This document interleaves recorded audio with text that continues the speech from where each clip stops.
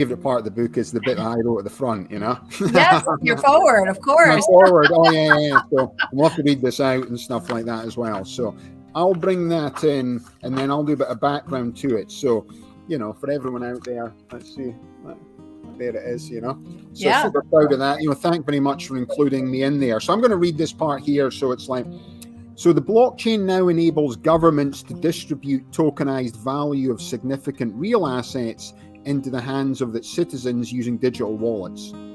Blockchain can provide an alternative to universal basic income to create a model designed to provide more than just pure survival. This dream can become a reality with the advent of blockchain and tokenization. Yep. So important.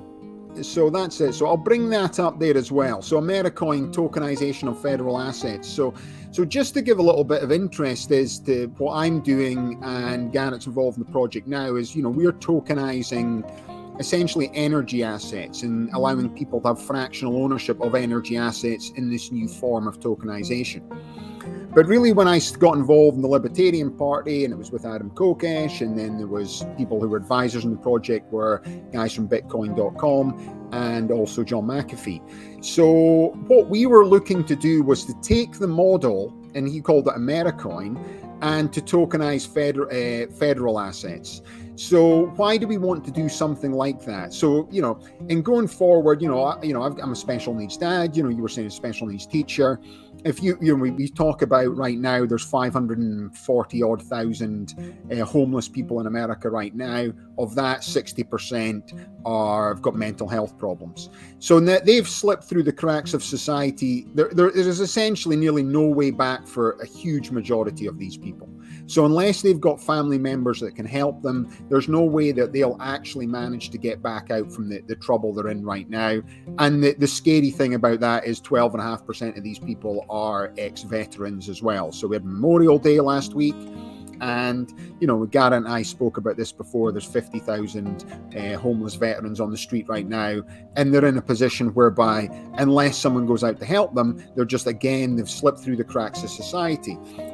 So why would we want to tokenize federal assets?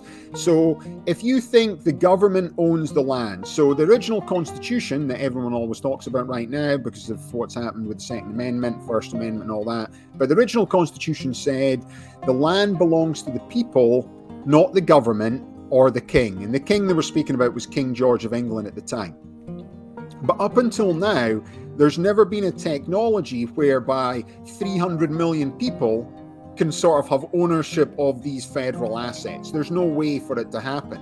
But through tokenization on the blockchain, what it does is we take all the federal assets. Now, according to Wikipedia, that's worth $271 trillion.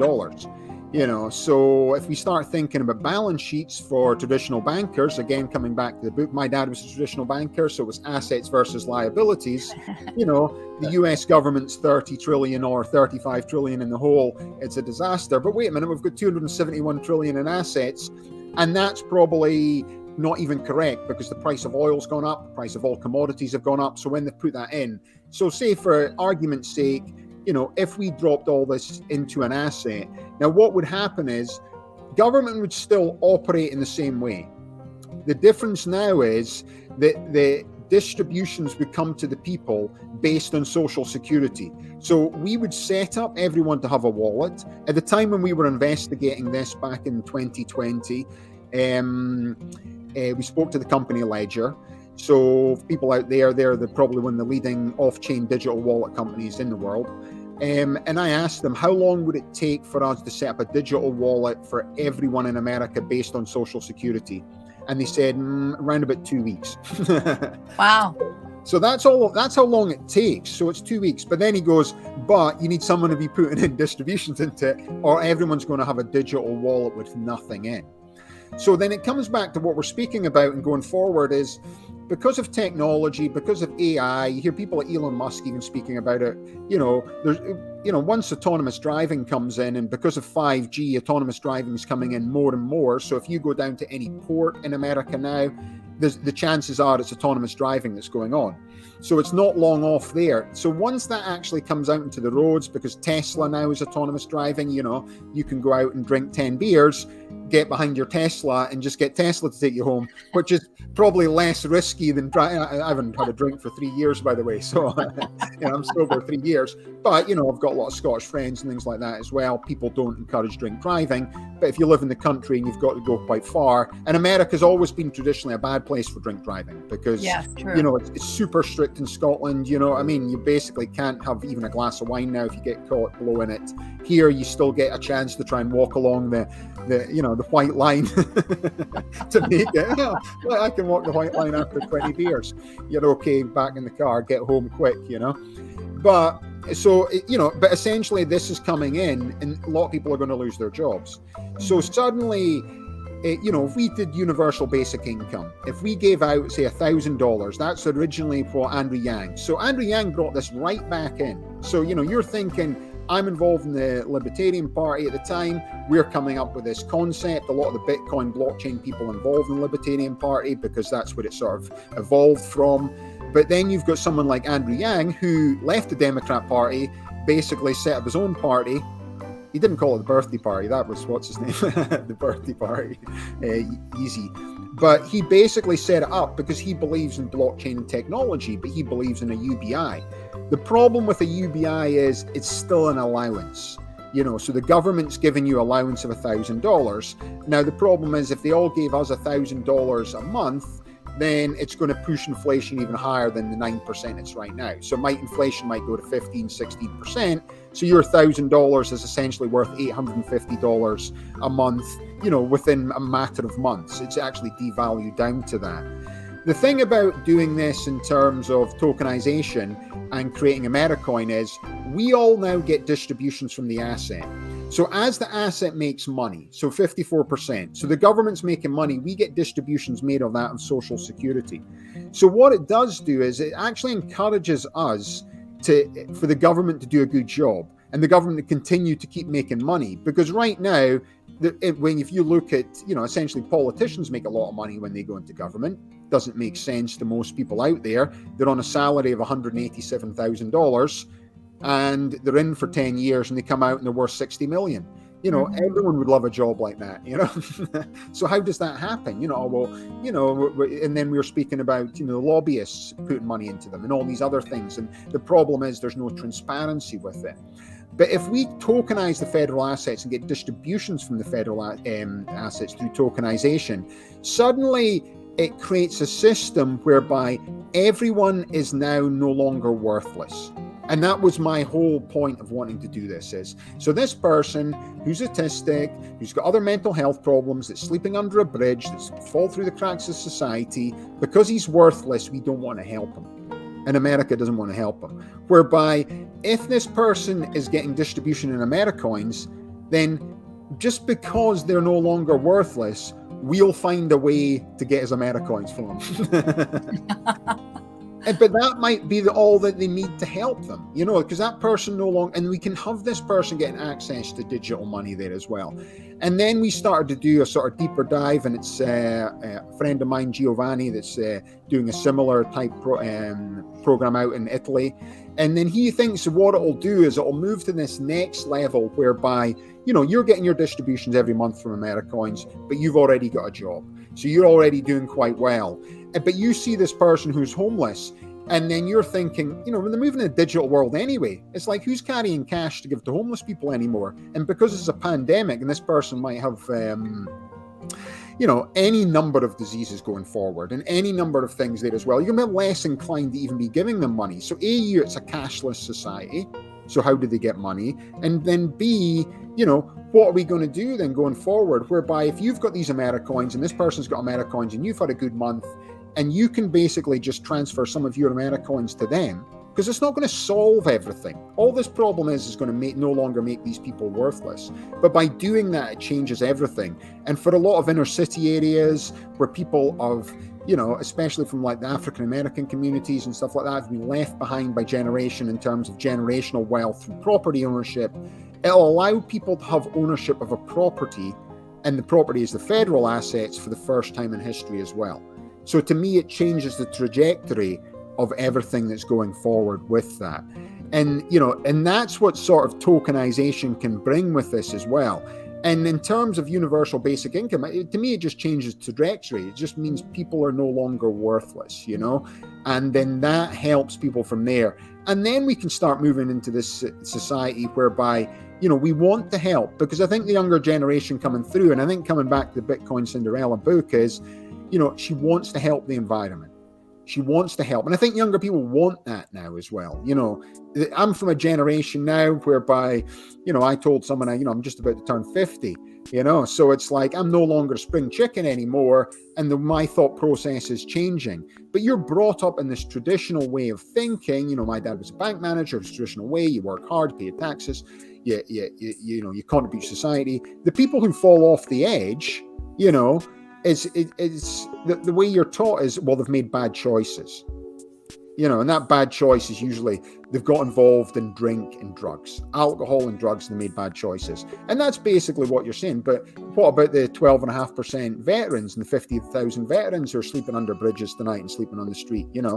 They didn't make a bad choice when they went to fight for the country. It doesn't matter which war they went, they still went there. They did their duty for the country. We thank you for your service. But now they're sleeping under a bridge and they can't even access services as well. And, we were speaking about that last week as well, Garrett, and, even they're entitled to services. This is what's crazy. They're entitled to services and healthcare benefits from being an active member or now a retired veteran, but they can't access it because they don't have access to a computer to fill in a form to get the services. Exactly. Crazy. You know what I mean? It's just like, it's come in there, and it's just like, and why does the government not like blockchain and tokenization is, because it holds them more accountable, So we want to hold the government accountable on what they're spending their money on. Like right now, out with what we're spending our money on is every 2 days, Biden's on the news sending, we're just sending this new $700 million rockets to Ukraine. Now, we're not saying it's not horrible what's happening in Ukraine and the war and stuff like that as well. But now we're sending them rockets that can fly into Russia. It's just like, but you've just signed an executive order for $46 billion 2 weeks ago. But now you're into $700 million for this weapon system, which costs one weapon system. That's how much it costs. And we're sending them multiple ones. So we can sign executive orders to essentially spend money whenever we want, but we can't seem to sign an executive order to somehow provide access to the internet for veterans who are sleeping under bridges. You know what I mean? It's just like, it's a weird way to do it. And then the government just wants they just want to hide the statistics and just say, oh, well, it's getting better. It's gone down from 41.2% to 40.13%. So it's like, what's actually happening there as well? They hide statistics with you. So I think when we are going back to what the blockchain and tokenization and what we're speaking about before is, it's like, this is obviously my pet project in terms of I'm trying to do it with, the physical assets, but really my goal for the next, if I live for another 30 years in this world, or 40 years or 50 years, ideally I want to live to 100, you know what I mean? Get a telegram from the Queen, well, the Queen won't be there. It'll be Queen whoever, the King by the time there as well. But that's, you're looking for a figure at the time is like, how can we do this?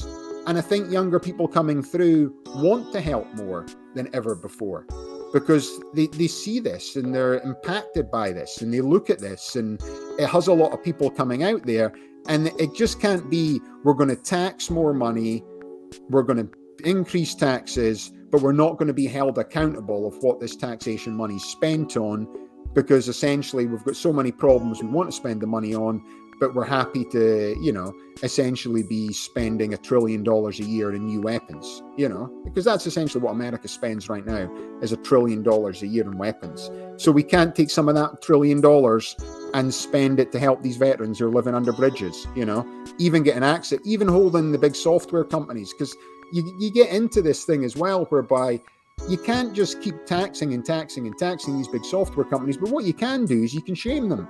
You can just basically say to Bill Gates, he's into everything, you're a multi-billionaire.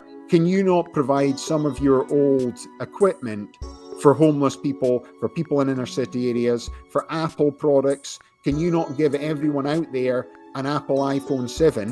What's happening to them? It's just like, so at least they've got some access to digital wallet than going forward. And then can we not have free internet everywhere? Because we can't give free internet everywhere. They just want to charge you money for the internet. Because, if we don't give people free internet and we don't give them devices to be able to access this, this problem is going to get worse and worse and worse. And we spoke about it last week as well, Garrett, was like they're closing all the public libraries. What I didn't realize is closing all the public libraries was actually how homeless people access the internet, because that's the way they access. That's the way they charge if they had a phone, they charged their phone in public libraries. If they needed to go online, they went into the internet. If they had to apply for a job or do anything else, it was all through public libraries.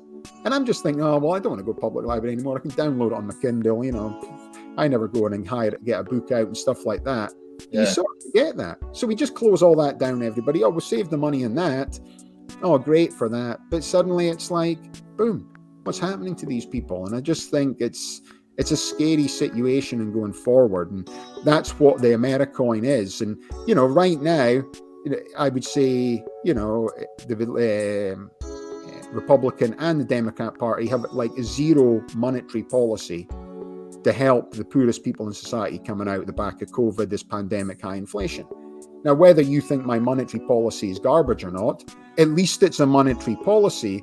And Ledger told me that they can have this in everybody's hand. And they said they can have it whereby they can access these things through fingerprints as well. So people will be able to go in and access this. And they can set up machines to access this. And I spoke to the guy from Ledger about it a lot. And he just said, there's so many ways. And then he said, we could get the companies to put vending machines out there for homeless people so they don't have to eat in trash cans. And they can go up there with their fingerprint and they can access their wallet. And then they can access food, just things like that. And, we don't even have payphones anymore. Let's get rid of the payphones, stick these machines in. And he had all sorts of ideas and what we can do. But it's like we don't want to do it because suddenly it's like, now we're holding the government accountable to what they're actually spending the money on. And if people start, drilling into this, the new Top Gun movie's out, which is great. You know what I mean? I haven't seen it yet. I'm excited to watch it. Always like what's coming out. But these planes that they're flying are 120 million each. The cost of an ejector seat costs more than the entire refurbishment of my son's school. But my son's school took 10 years to get the refurbishment. And then they just placed an order for 120 new, F-18 planes. It's like we can find the money for that like this, it's not a problem. Oh, it's executive order, no problem. Biden shows up. Man, Trump used to love his executive orders. You know what I mean? Yeah. I've got like 27 executive orders to write. Boom, boom, boom, boom. Yeah. Straight into law, spending all the money for them. Yeah. That's all they can do pretty much is write executive orders. They don't have power to do much else. It's like a crazy situation, So anyway, so that was I wanted to summing up the chapter in my forward. No. And I'm really glad that you brought all that up because, it's more than just philosophy. It's more than just tech talk. There's applications that this can actually help and solve. And like when you're talking about using the blockchain for the information flow or even fingerprints, for access to wallets, my law hat kind of pops on then. And I keep thinking, okay, what happens if someone needs help? And, again, when you start doing fingerprints or facial recognition, I kind of cringe, to be honest, because of the fact that I want the access to be multi-purpose. So if someone needs to help someone else and the fingerprint's not available or the face is not available, I want, so I think we need to be doing everything that you're saying. I think we need to think of different layers so that way the social service individuals that want to help or other individuals, again, you want to make sure that there are no bad actors, but you want to make sure that everything is obviously accountable, but easily managed. And like you said, giving a phone or a tech, so they have access to it is important. It's also important to make sure there's multiple points of entry, because if you just have one person being able to access it and then that person is not mentally available, then you need someone else who's their advocate who can, help them, so I think that this is a brilliant idea. I think it needs to happen. I think we just have to think about the layers of protection for those that can't advocate for themselves. And I know that, both you and I in the special ed world, we're looking out for those that can't always speak for themselves, and that need, those voices and those people to say, we need to do this. And it becomes mainstream. I mean, you take a look at how buildings are right now. We have ramps, there we have different points of ways to access traditional structures. And that actually was created because of, different acts that were put in place for those that struggled to kind of walk upstairs and things like that. So, again, I think that where we are now, where we're going to be in 10 years, hopefully we'll be in a different spot, and we'll be looking back at this interview and saying it's happened. And, that's a good thing. Yeah, most definitely. We were just speaking about it last week and the reason I am focusing so much on veterans is because, I go to a lot of different oil shows, and there's always some form of veteran charity there. So, when I'm walking around, I always sit and speak to them. And then because I've got a son with special needs, they just speak about mental health and the problems that created. It's just, and people don't realize that, and especially, everyone at home, they're getting taxed, but then, we're just letting these people come in, and, they're telling me some of the documentation they have to fill in to access services is like, the old white pages telephone book. Yeah, you can get services, just fill in this book, but you've got to do it online. If you're living under a bridge and you've got shrapnel in your head from a bomb that's gone off in Baghdad 8 years earlier, and you've got no place to live, you're surviving day to day, and don't have access to the paperwork either. They want the documentation. Oh, you can't get access, and I was at a First 5 program, and there was this woman there, and the funny thing was, it was like she had a disability herself with her arm, but she was running the First 5 program, and she was essentially originally from Mexico, but a U.S. citizen now, and she's running this to help people. And then the First 5 program came, and this guy came along, and he was living under a bridge, and he was in the first Iraq war. He did 2 tours. He was living on a bridge just down in Chula Vista. And then he brought all the forms, and she actually, out with her normal daily job or anything like this, nothing to do with what she's doing. She was staying for an hour later to fill in the form so he could access the right medication to get, because he had PTSD and all the different services. And I'm just thinking, this is incredible. I'm watching here somebody who's essentially Hispanic, a woman from Tijuana that lives in America, helping a veteran fill in forms because he's done 2 tours, but he can't access the information. And it's like, that woman's a hero for that guy, because she's the only person in the entire world who's actually helping him. Yeah. And it's like, how can you create a system whereby it's created like that? And the reason I'm focusing so much and keeps talking about veterans is, if you can't fix the veteran homeless problem, you can't fix the homeless problem for everyone else.